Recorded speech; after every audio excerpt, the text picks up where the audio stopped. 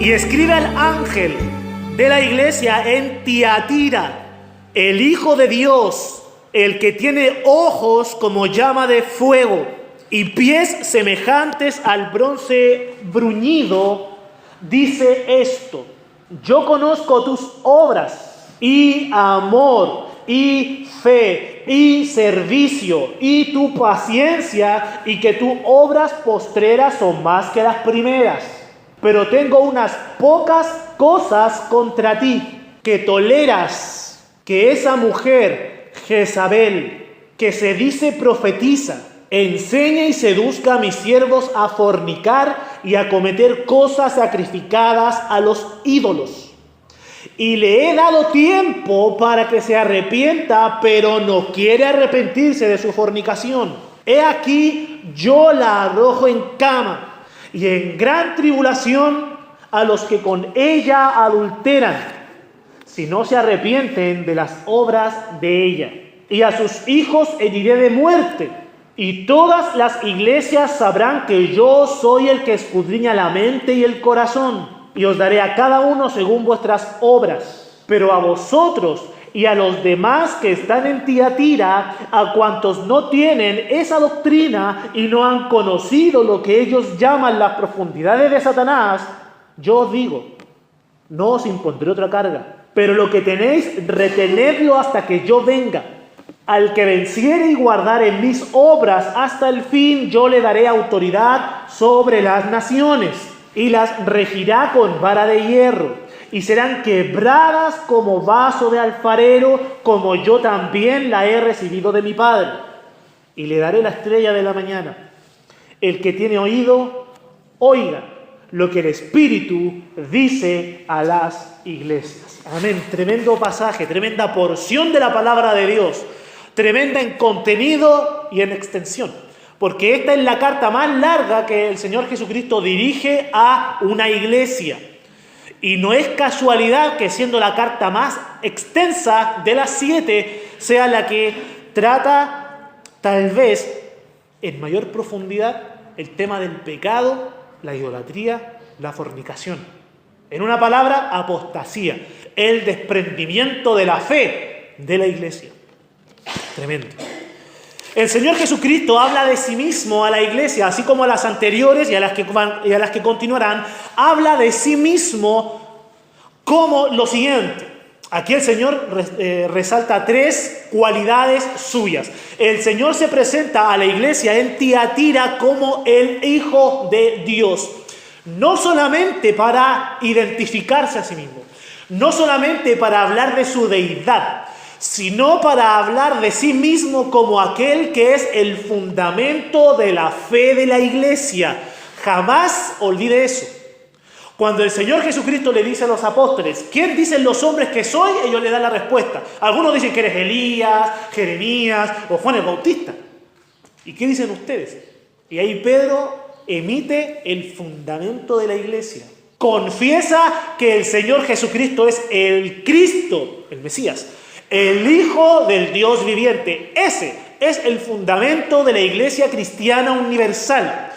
Todo pecador que reconoce su condición de pecado, pero que va a Cristo, no solamente que se confiesa pecador, porque eso todo el mundo lo sabe, pero no todos confiesan y reconocen que el Señor Jesucristo es el Mesías, el Cristo. No todo el mundo reconoce que Él es el Hijo del Dios viviente y todas las implicaciones que eso conlleva. Algunos dicen, sí, Jesucristo es el Hijo de Dios, pero no es Dios. Otros dicen, Jesucristo es el Hijo de Dios, como todos nosotros somos hijos de Dios. No entienden las implicaciones de eso. Pero el Señor Jesucristo aquí está declarando que Él es el Hijo de Dios, es decir, el fundamento de la iglesia y todo el alcance que esta declaración tiene. Bien, mantengamos eso en mente. El Señor se declara a sí mismo el fundamento de su cuerpo. Pero además el Señor Jesucristo se presenta a la iglesia en Tiatira como el que tiene ojos como llama de fuego. Es muy popular en nuestros días aquellos cuadros representativos de la persona de Cristo. Y por lo general se presenta a un varón con barba, con el cabello largo y con un corderito en los brazos. ¿Ha visto esa imagen? Yo sé que sí. O con un corderito puesto aquí en su sobre sus hombros. O la imagen de un varón sacando a otro, representando a Pedro, del agua. Siempre representando al Señor Jesucristo en su aspecto o desde una perspectiva pastoral, ayudadora o redentora. Pero ¿usted alguna vez ha visto alguna imagen representativa del Señor Jesucristo con esta característica, como el que tiene ojos como llama de fuego? No, porque poco se habla de eso.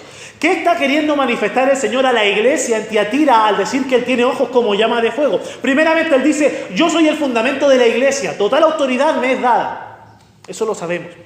Pero ahora el Señor Jesucristo con esta ilustración dice, yo soy el que examina la iglesia.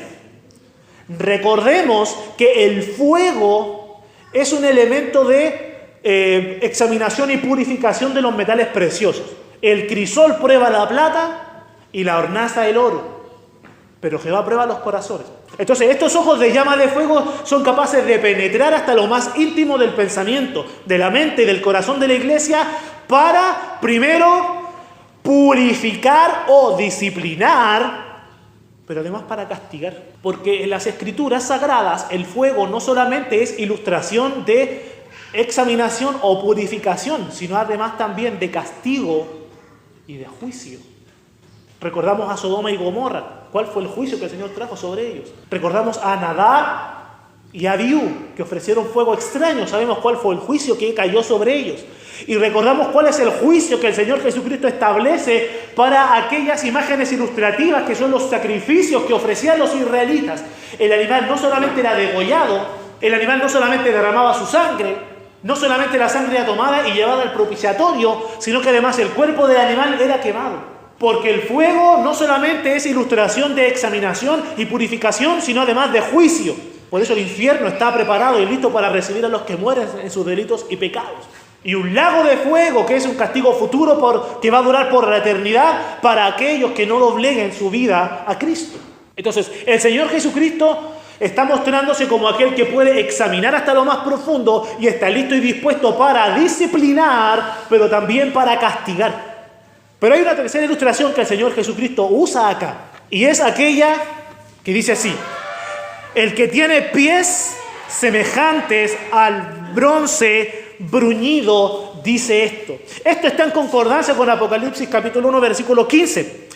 Cuando Juan ve la imagen del Señor Jesucristo resucitado, dice, sus pies semejantes al bronce bruñido. De lo mismo habló el profeta Daniel cuando tuvo una teofanía, una manifestación visible de Dios. Y ve también esa imagen que nos dice que es el Mesías, pero según las características es el mismo personaje divino, Cristo, revelado en Apocalipsis 1. Y también habla de sus pies como el bronce.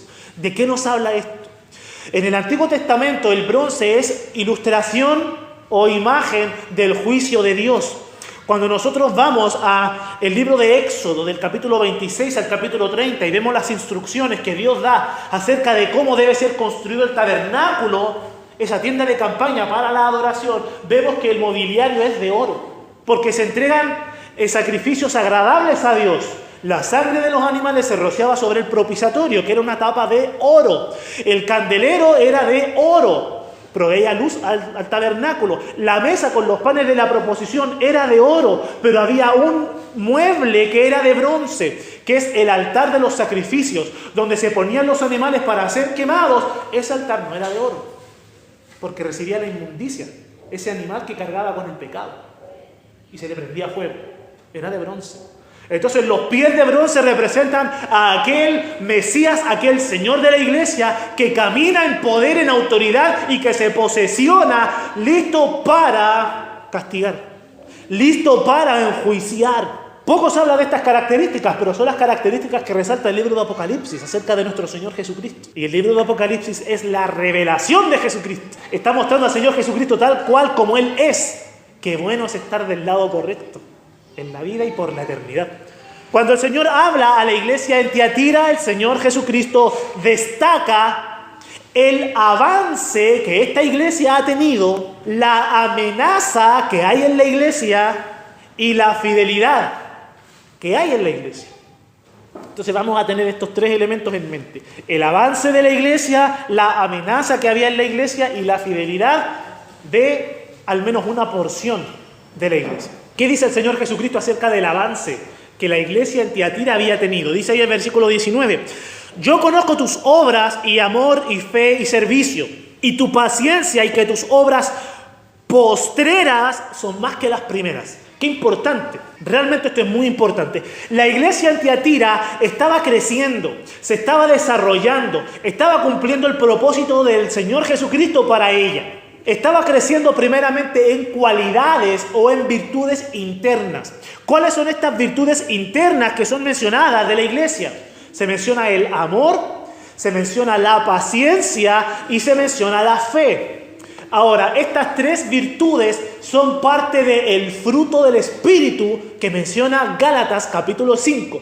Sabemos cuál es el componente o la totalidad del fruto del Espíritu. Dice que el fruto del Espíritu es amor, que es mencionado acá, gozo y paz, paciencia, que es mencionado acá, benignidad, bondad, fe, mansedumbre y templanza. Noten que las características o el fruto del Espíritu que el Señor Jesucristo menciona acá es uno de cada tercio de los 9 componentes del fruto del Espíritu. Amor, gozo, paz, paciencia, benignidad, bondad, fe, mansedumbre y templanza. Son 3 grupos que componen el fruto del Espíritu.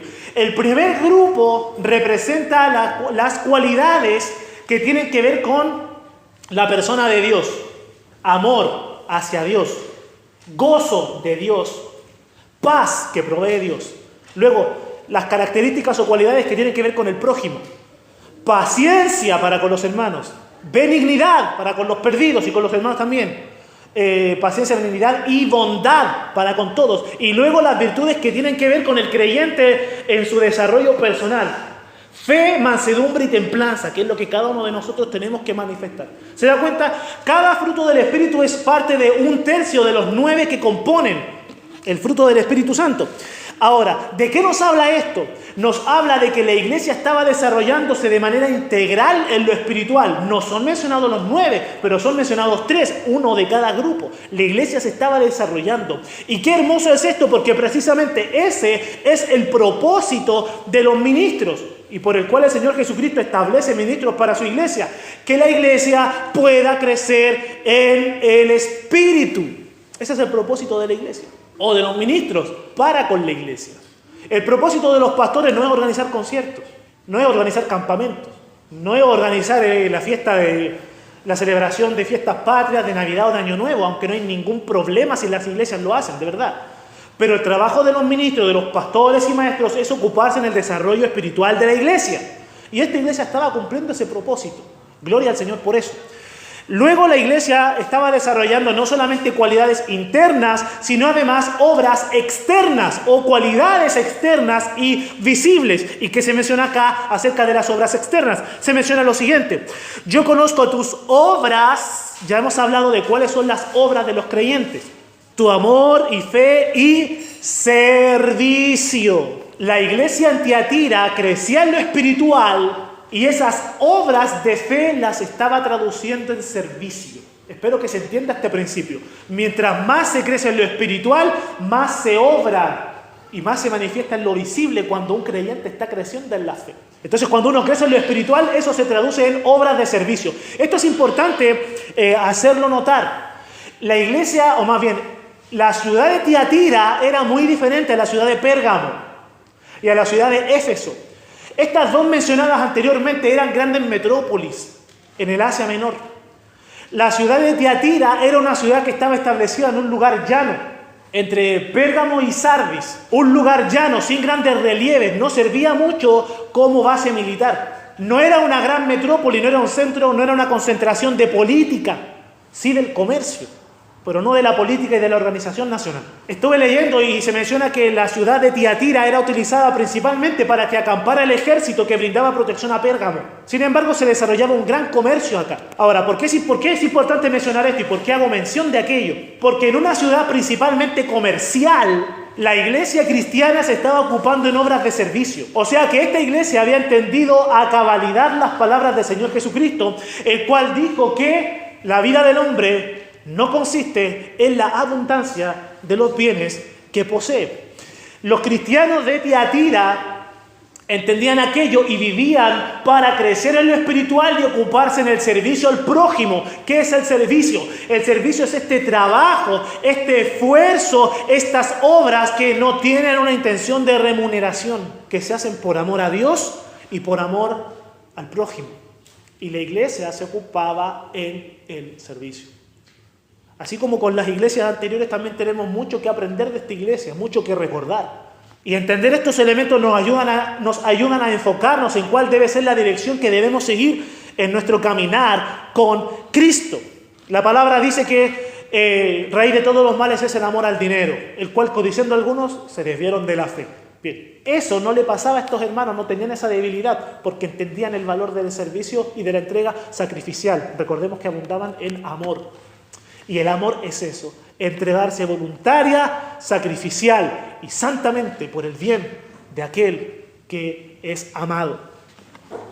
Cualidades internas y cualidades externas, pero además la iglesia manifestaba algo de lo cual poco se habla en el Nuevo Testamento, de verdad. Manifestaba un progreso y un crecimiento en sus obras. Usted recordará lo que dice Juan 6:66, si no lo recuerda se lo leo yo rápidamente, porque voy a mencionarlo, no voy a profundizar en esto. Juan 6:66 dice lo siguiente: desde entonces muchos de sus discípulos volvieron atrás y ya no andaban con él. Las multitudes seguían a Cristo por el pan y los peces. Pero cuando el Señor Jesucristo habla claramente y dice: si no comen mi carne, si no beben mi sangre, no tienen vida eterna. Si no me reciben a mí como su Señor, si no permanecen en mí, han de perderse. ¿Qué pasa? Las multitudes se van y lo dejan. Huyeron. Desaparecieron. Tenemos ahí en Gálatas capítulo 3, versículo 2 al apóstol Pablo reprendiendo duramente a los creyentes en Galacia. Dice Gálatas capítulo 3, versículo 2. Esto solo quiero saber de vosotros. ¿Recibisteis el Espíritu por las obras de la ley o por el oír con fe? ¿Tan necios sois? Versículo 3. Habiendo comenzado por el Espíritu, ¿ahora vais a acabar por la carne? Los gálatas no se habían ido de la iglesia, pero habían abandonado la doctrina bíblica de la salvación.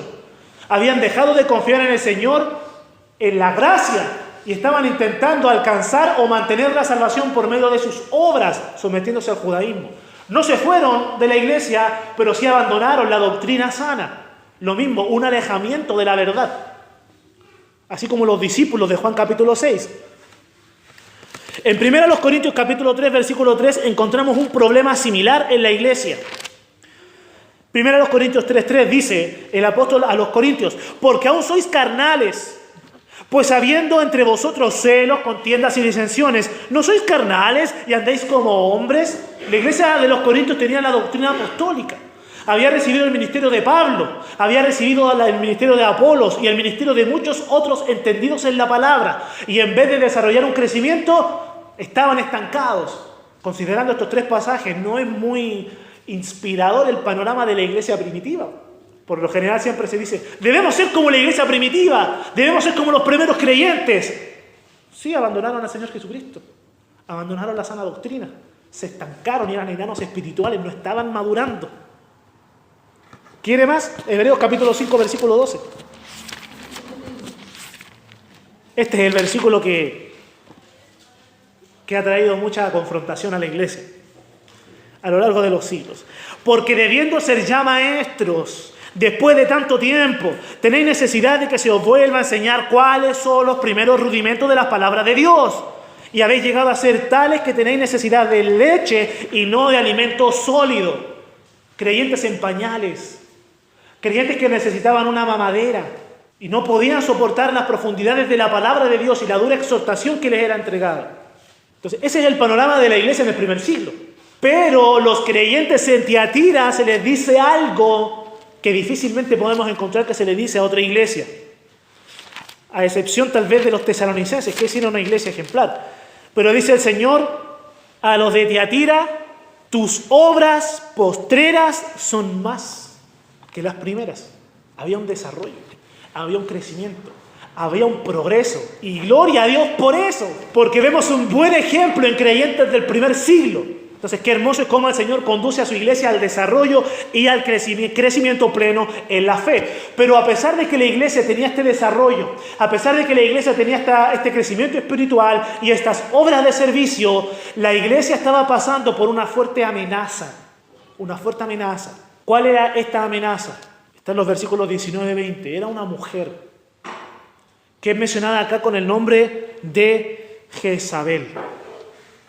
Esta mujer Jezabel era una mujer que no estaba siendo recibida o acogida por la iglesia. Estaba siendo tolerada por la iglesia. Y esta palabra tolerancia es una palabra muy de moda el día de hoy. Y es muy mal entendida. Si usted busca en un diccionario la palabra tolerancia, se va a encontrar con muchos significados porque es aplicable a muchos contextos. Sin embargo, voy a mencionarles solamente dos para que entendamos cuál es la tolerancia que la iglesia debe practicar y la tolerancia que la iglesia cristiana no debe practicar. Primero, hay una tolerancia que es provechosa. ¿Cuál es esta tolerancia provechosa? Es el respeto a las ideas, a las creencias o a las prácticas de los demás, aun cuando son diferentes o contrarias a las propias. Entonces, hay una tolerancia que es provechosa. Cuando usted sale a evangelizar, y cuando yo salgo a evangelizar, y nos encontramos con alguien que tiene ideas muy vagas y muy equivocadas acerca del Señor Jesucristo, eso no nos da derecho para tratarlo de pagano, de impío, para tratarlo de ignorante y para decir te vas a ir al infierno y te dejo. No nos da el derecho de hacer eso. Al contrario, cuando una persona tiene ideas equivocadas acerca de Cristo, con mayor amor y con respeto por la persona debemos compartir el Evangelio, mostrarle que está equivocado y conducirlo a la verdad. Entonces, un respeto por la persona, porque es semejanza de Dios. ¿Bien? Entonces, un creyente no debería ser irrespetuoso. Esta tolerancia provechosa también se manifiesta en el respeto a las prácticas de otros, aunque no sean las mismas nuestras. Hay hermanos que oran cada vez de rodillas. Y si en nuestra iglesia llegara alguien que siempre ora de rodillas, y nosotros a lo mejor oramos de pie, con el rostro inclinado y los ojitos cerrados, pero alguien ora de rodillas, practicamos una tolerancia saludable, provechosa. No le decimos que cambie, no le decimos que se acomode a nosotros, simplemente dejamos que ore así. ¿Quién es más bíblico que otro? Bueno, ambas oraciones son bíblicas, no hay problema. Se tolera aquello y se respeta a la persona aunque tenga prácticas distintas o contrarias a las nuestras. Esa tolerancia es provechosa y todos debemos practicar. Pero hay una tolerancia que es peligrosa. Esta tolerancia tiene que ver, o más bien, tiene como sinónimo la permisividad y el consentimiento. O sea, la aprobación de otras creencias o prácticas aun cuando se sabe que éstas son contrarias a lo establecido por Dios. Esa tolerancia no debe ser practicada en ninguna iglesia del Señor Jesucristo. Si llega alguien a decir que Jesucristo no es Dios, o que además de Jehová hay otros dioses que tienen las mismas características o la misma esencia y el mismo poder, eso es algo que no podemos tolerar en este sentido. No podemos permitirlo, no podemos consentir. Tenemos que hablar con la persona, enseñarle la sana doctrina con amor, con respeto, pero no podemos tolerar esa declaración de fe, porque es una declaración de fe falsa y dañina. Entonces, eso no se tolera. Si en la iglesia hay un hermano que abiertamente está viviendo en pecado, eso no se puede tolerar. Hay que acercarse al hermano y restaurarle con espíritu de mansedumbre, como dice la palabra. Pero no podemos permitir que siga viviendo en pecado, porque se va a condenar él y se va a condenar y va a condenar a todos los que siguen a ese hermanito, entre comillas, que está en pecado. ¿Se dan cuenta? Hay una tolerancia que es provechosa, pero hay una tolerancia que es muy peligrosa y que no debe ser practicada.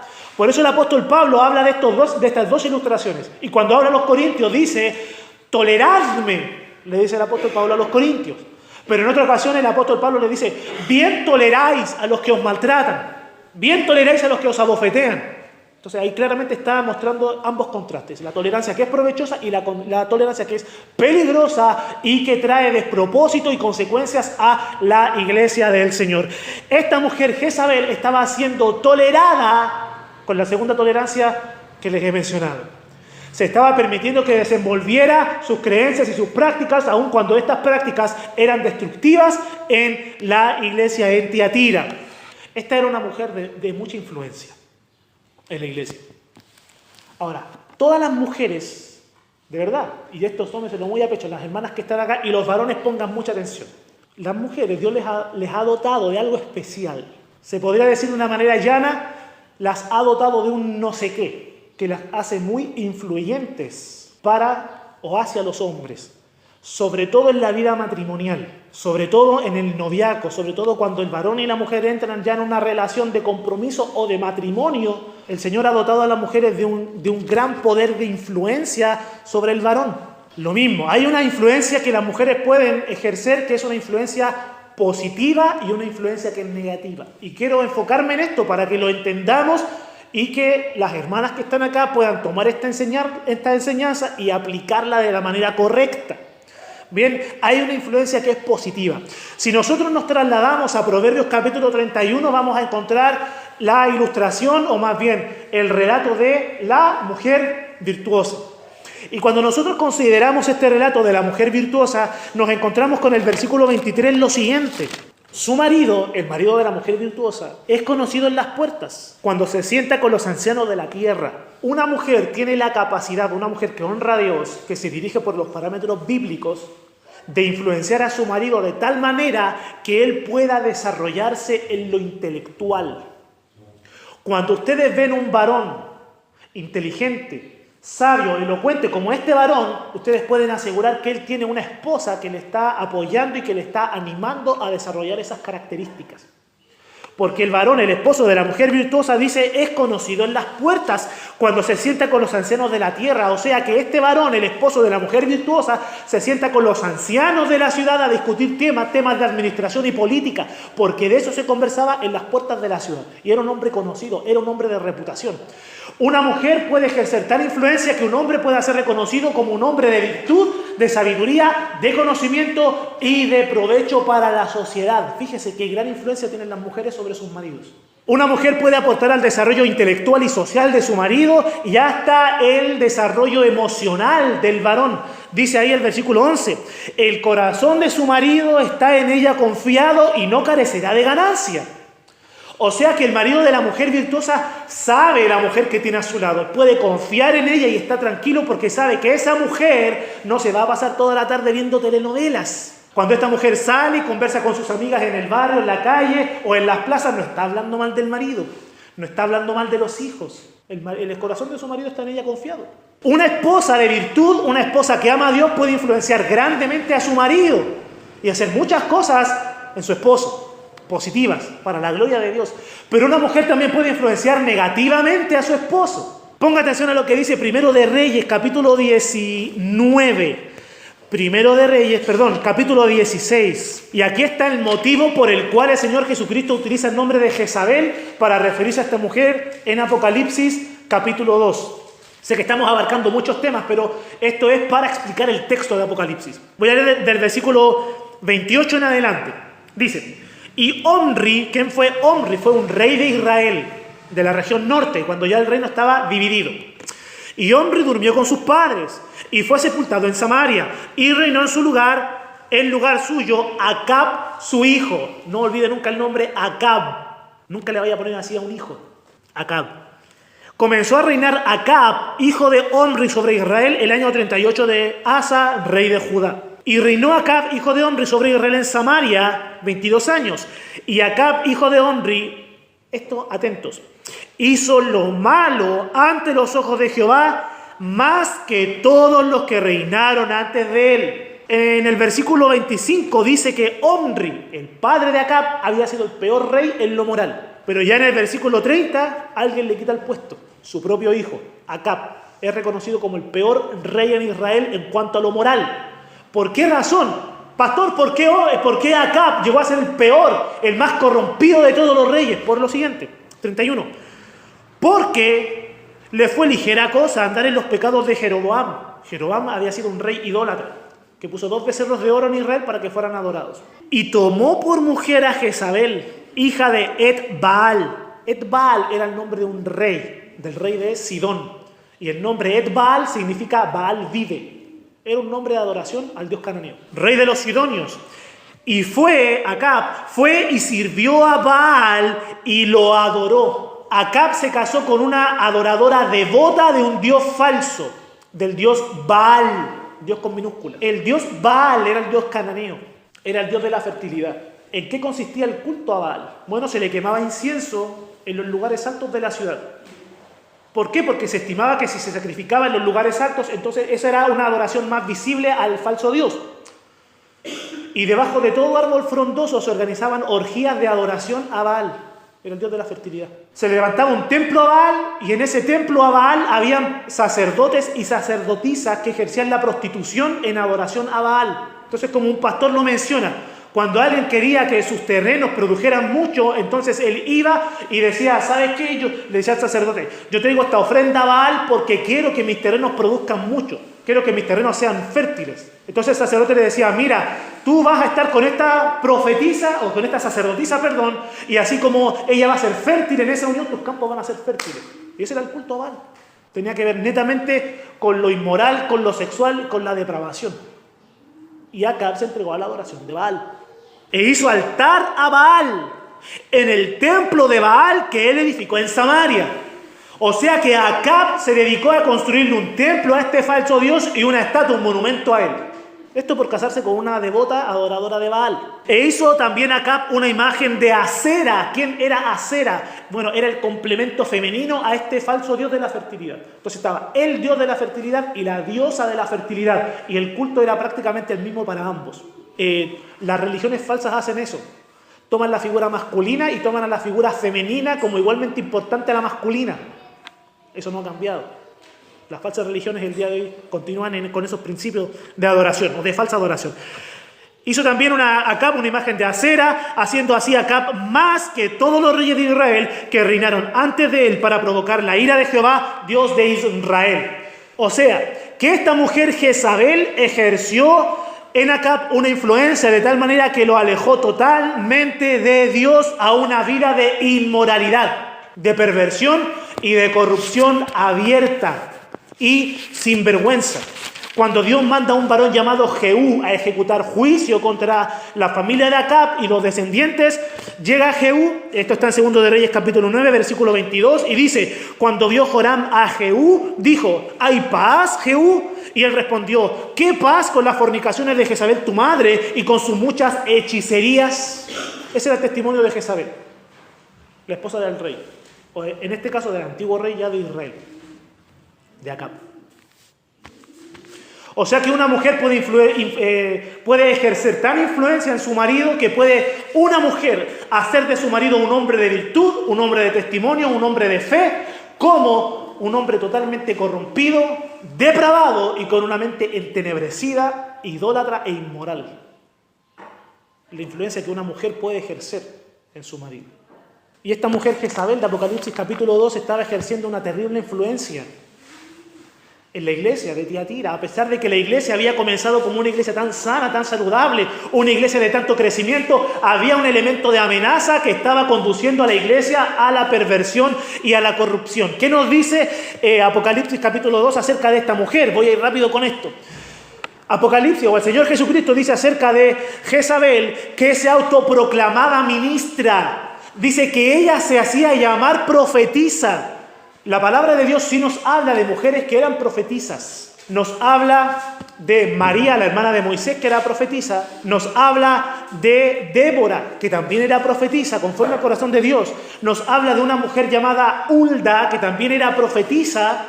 Y nos habla de las hijas de Felipe en el Nuevo Testamento. O sea que en la iglesia primitiva habían mujeres que ejercían el don de profecía. Sin embargo, la Biblia no nos menciona que estas profetisas hayan emitido profecías que tengan que ver con el advenimiento del Mesías, el reino de Israel, la iglesia, el día de Jehová y esas doctrinas esenciales para la fe, sino que emitían profecías que tenían que ver con el propósito y el plan de Dios inmediato para la nación de Israel o para la iglesia en ese momento en particular.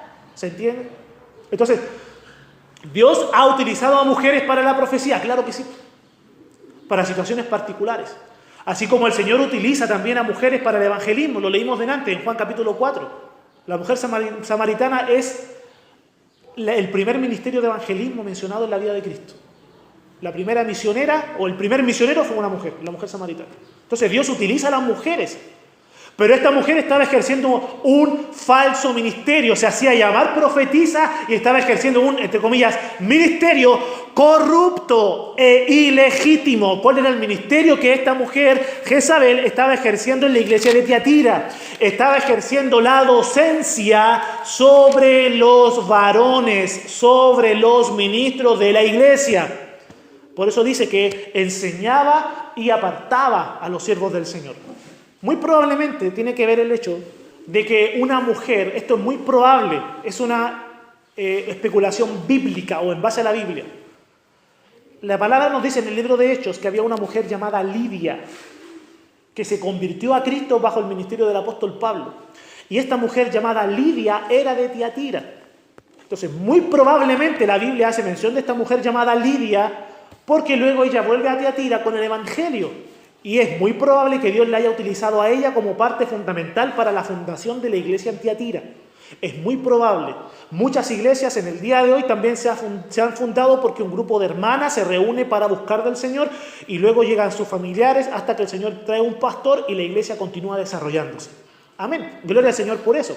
Es muy probable que eso haya sucedido y por eso los varones de la iglesia en Tiatira, en una actitud equivocada, estaban dando lugar a una mujer como maestra y una mujer que era una falsa profetisa, una falsa creyente con una falsa doctrina. Estaba ejerciendo la enseñanza y la docencia sobre los varones. En total oposición a lo que la palabra revela de cómo una mujer debe ejercer su ministerio. ¿Una mujer puede enseñar en la iglesia? Claro que sí, bajo diferentes aspectos y parámetros, puede hacerlo. Pero el apóstol Pablo dice claramente en 1 Timoteo 2:11 que la mujer no debe enseñar a la congregación. Ahora nos preguntamos por qué una mujer puede ser profetisa, pero no puede enseñar a la congregación. ¿Por qué razón? Bueno, porque el profetismo del cual nos habla la Biblia en estos casos tiene que ver con una revelación inmediata. Dios revelándole a un instrumento una palabra para una situación en particular. Y Dios utilizaba mujeres. Pero el ministerio de enseñanza en una iglesia tiene que ver con algo más que pronunciar la palabra de Dios. Tiene que ver con estudio, tiene que ver con gobierno, tiene que ver con administración, tiene que ver con el testimonio al mundo, tiene que ver con el orden de Dios para la iglesia. Por eso había mujeres profetisas, pero no habían pastoras en la iglesia. Ese es el motivo. Entonces, esta mujer estaba ejerciendo un ministerio ilegítimo y corrompido. Le estaba enseñando a los varones. ¿Y cuáles eran los, entre comillas, frutos de este falso e ilegítimo ministerio? Lo tenemos ahí en el versículo 20. Toleras que esa mujer Jezabel, que se dice profetiza, enseñe y seduzca a mis siervos a fornicar. Esta mujer estaba conduciendo a los varones de la iglesia a la inmoralidad sexual, a fornicar y a comer cosas sacrificadas a los ídolos. ¿Se acuerda que hablamos de esto cuando hablamos de la iglesia en Esmirna? Perdón, la iglesia en Pérgamo. Estaban ellos tolerando, ¿qué cosa?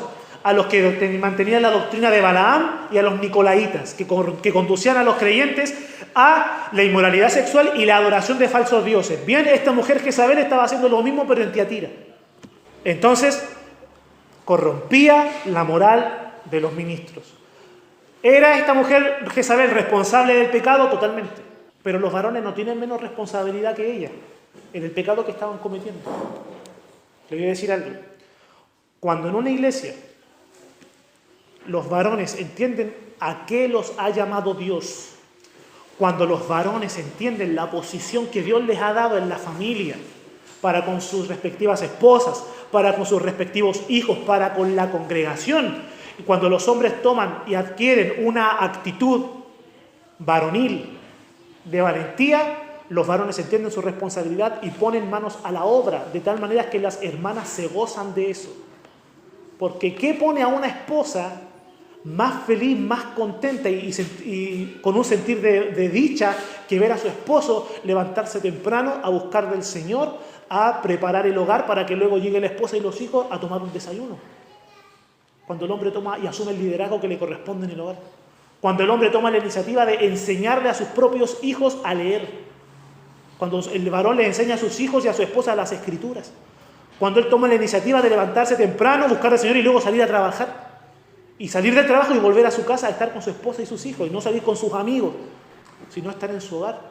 ¿Acaso no pone eso a las hermanas contentas y con un sentir de dicha en su corazón de tener un varón que asume su liderazgo en el hogar y en la iglesia? Cuando el pastor en la iglesia dice, necesitamos manos para tal trabajo, y los varones dicen, cuente conmigo, ¿acaso eso no pone a los hijos orgullosos de su papá? Y a las esposas dichosas y orgullosas de su esposo. Entonces, cuando los varones asumen la posición que Dios les ha dado, las mujeres se sienten contentas y no están en una lucha constante con los varones con quien tiene el poder y el dominio. Entonces, esta mujer Jezabel estaba ejerciendo la docencia, estaba apartando a sus ministros, pero era porque los siervos de Dios no tenían bien puestos los pantalones en Tiatira. Por eso daban lugar a esta falencia, a esta debilidad y a esta amenaza a la santidad y a la integridad de la iglesia. Bueno, no tenían bien puestas las túnicas. Entonces, los varones debemos asumir las responsabilidades y la posición que el Señor nos demanda. Y las cosas han de funcionar. Pero esta mujer estaba corrompiendo a la iglesia desde adentro. Ahora hay un pasaje que tengo acá que lo voy a citar rápidamente porque creo que es necesario y no quiero que jamás usted olvide esto. Isaías capítulo 3 nos habla de cómo Dios derrama juicio sobre la nación. Ponga atención. Dice, Isaías 3, leo el versículo 1. Porque he aquí que el Señor Jehová de los ejércitos quita de Jerusalén y de Judá, noten, Dios quita al sustentador y al fuerte, todo sustento de pan y todo socorro de agua. El valiente, el hombre de guerra, el juez, el profeta, el adivino, el anciano, el capitán de 50 y el hombre de respeto, el consejero, el artífice excelente y el hábil orador. O sea, cuando Dios trae juicio, Dios quita todos los elementos de liderazgo del pueblo. ¿Qué dice el versículo 4? Y les pondré jóvenes por príncipes y muchachos serán sus señores. Cuando Dios quita a aquellos que deben ejercer el liderazgo por causa de juicio, entonces son los jóvenes los que dirigen. Ahora usted se da cuenta por qué en las iglesias los pastoritos se paran los pelos con gel, mientras ministran, la banda toca rock. Por eso usted ve iglesias de rockeros donde los pastoritos de las iglesias de rockeros tienen el pelo hasta las caderas, llenos de cadenas, y adoran cabeceando, dañando el cerebro con los golpes que dan con el cráneo, rockeando. Iglesias donde se adora con rap y con reggaetón. En vez de cánticos, como dice la palabra en el Salmo 147, si mal no recuerdo, que la alabanza a Dios es suave. Porque los jóvenes tienen el liderazgo, están bajo el juicio de Dios. Pero hay algo más, y espero que esto no lo olvide. Versículo 12. Los opresores de mi pueblo son muchachos, y mujeres se enseñorearon de él. Cuando la nación está bajo el juicio de Dios, los jóvenes y las mujeres lideran, no los ancianos. Entonces, el problema en Tiatira era responsabilidad tanto de esta mujer Jezabel como de los varones que no asumían su responsabilidad en la iglesia. Espero que esta enseñanza cale bien en nuestro corazón y no olvidemos jamás. Qué lamentable es cuando en la iglesia los varones no asumen su responsabilidad. En una oportunidad, hace años atrás, escuché a una hermana que decía, estoy tan triste porque llega el domingo y mi esposo no quiere salir de la cama. Por eso no nos congregamos. Y a mí me dio pena porque ella quería buscar de Cristo. Y los hijos se estaban perdiendo en el mundo. Y el gracioso Z, el domingo a las 10:30 de la mañana en vez de estar en el culto. Necesitamos ser remecidos por esta enseñanza. Según la interpretación profética del libro de Apocalipsis, la iglesia en Tiatira, ahora note esto, la semana pasada le hablaba acerca de cómo la interpretación profética del libro de Apocalipsis plantea que cada iglesia representa un periodo en la historia de la cristiandad. De tal manera que Éfeso representa la iglesia del primer siglo, la iglesia con doctrina apostólica que perdió su primer amor. La iglesia de Pérgamo, la iglesia en Esmirna representa el periodo de persecución de la iglesia, de comienzos del segundo siglo hasta principios del siglo IV, la iglesia bajo persecución. Luego la iglesia de Pérgamo representa el periodo de la iglesia en su mezcla con la política. Desde que termina la persecución, comienzos del siglo IV, hasta finales del V siglo, cuando la iglesia comienza a fusionarse con el Imperio Romano y da lugar a lo que es conocido como catolicismo romano. Bien, la interpretación profética de Apocalipsis plantea que la iglesia en Tiatira corresponde a la cristiandad de finales del siglo VI, cuando se establece el papado en la iglesia católica romana, hasta el siglo XVI, que surge la Reforma Protestante. O sea, toda la iglesia en su periodo, en la era medieval, la era de oscurantismo en la iglesia, cuando ya la iglesia se entregó a la apostasía y dejó entrar falsas doctrinas, y vemos lo que es latente hasta el día de hoy. Hasta el siglo XVI, tiempo que dura la Edad Media u oscurantismo. La iglesia estuvo en un estado de apostasía general. En dos palabras, catolicismo romano. Eso plantea la interpretación profética del libro de Apocalipsis. ¿Qué caracteriza a esta iglesia en Tiatira y a esta época medieval de la iglesia? Se advirtió a la cristiandad, tanto a Pérgamo como a Tiatira, del peligro de permitir las doctrinas engañosas. Se les advirtió. Ustedes tienen entre vosotros a los nicolaitas, los que me retienen la doctrina de Balaam, y Jezabel está entre ustedes. Tengan cuidado, tengan precaución, límpiese de esa inmundicia. Como la iglesia no se arrepintió, como la iglesia dio lugar a estas falsas doctrinas, la iglesia se condujo a una subestimación de Cristo y la adoración de falsos dioses. Si usted lee un manual de doctrina católico romano acerca de la persona de Cristo, se va a encontrar con doctrina excelente acerca de Jesús. Tienen muy buena cristología, pero en la práctica no creen lo que la palabra de Dios dice acerca de Cristo. El Señor dice: yo soy el camino, la verdad y la vida. Nadie viene al Padre sino por mí. Y el catolicismo romano que plantea: María es el camino a Jesús para que Él sea el camino al Padre. Entonces añaden algo, ¿y qué? Ya Cristo ya no es el camino, Cristo es un camino. Entonces bajan los estándares de la persona de Cristo. En la palabra de Dios vemos a los creyentes orando a Jehová en el Antiguo Testamento, y en el Nuevo Testamento orando al Padre y orando a Jesús. Pero siempre es Dios el que recibe las oraciones de la iglesia. ¿Pero qué plantea el catolicismo romano? ¿Necesitas un favor urgente de lo alto? Pídele a San Expedito. Ya sientes que se te está pasando el tren, pídele a San Antonio. Y así, hay santo para todo.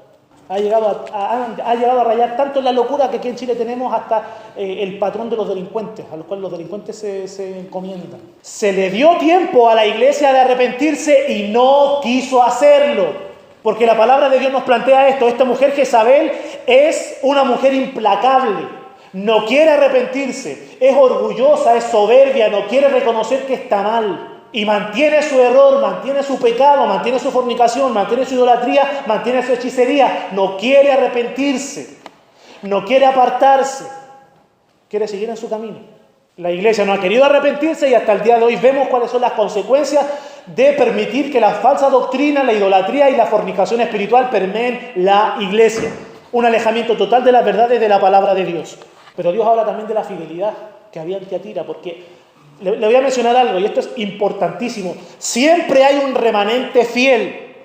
En el antiguo pacto, la nación de Israel, aparentemente en su totalidad, se entregó a la idolatría y a la búsqueda de falsos dioses, pero Dios siempre se reservó un remanente que no doblaba sus rodillas ante Baal. Siempre hubo un pequeño remanente que se mantenía fiel a Jehová y que no se vendía al sistema, que no se vendía a la idolatría.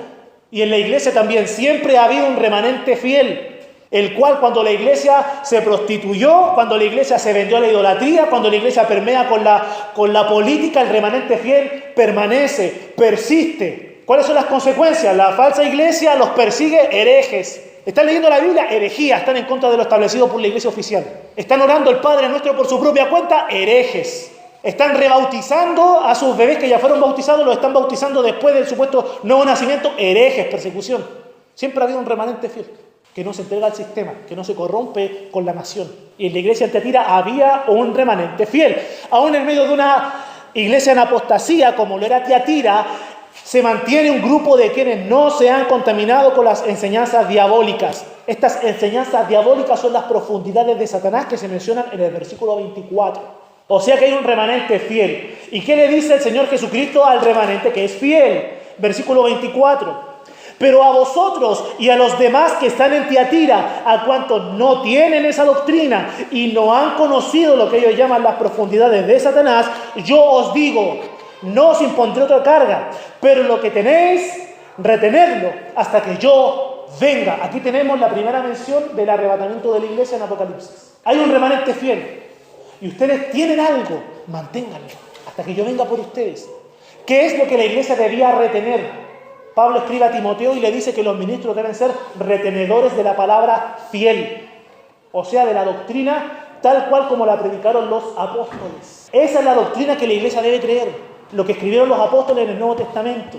El catolicismo romano basa sus dogmas de fe en lo que escribieron los padres de la iglesia, es decir, los creyentes del segundo siglo. Y cuando estos creyentes del segundo siglo se equivocaron en su doctrina, el catolicismo romano prefiere creerle a ellos antes que lo que los apóstoles escribieron.